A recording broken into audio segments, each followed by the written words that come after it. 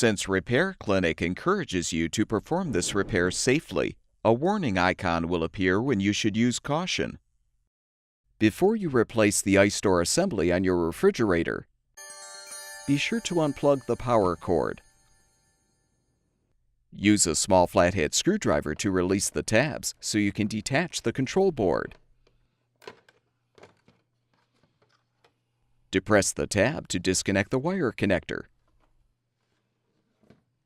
Now cut the zip tie securing the dispenser fill tube. Detach the tube.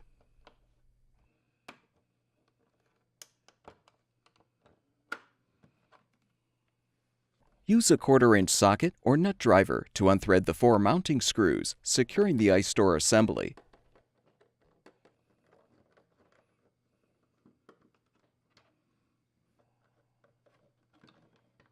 Use the small flathead screwdriver to help release the retaining tabs from the housing brackets to detach the old assembly.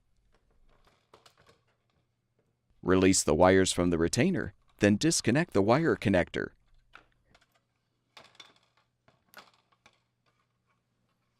Prepare the new ice store assembly for installation by transferring the wires from the old assembly to the new one, if applicable.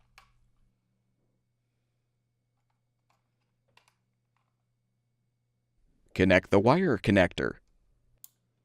Secure the wires in the retainer.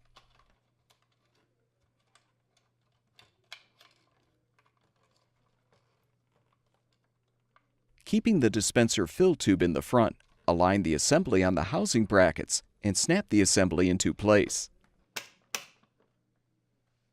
Thread the mounting screws.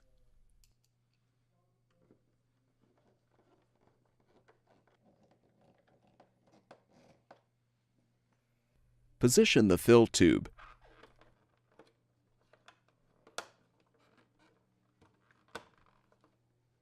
Use a new zip tie to secure the tube.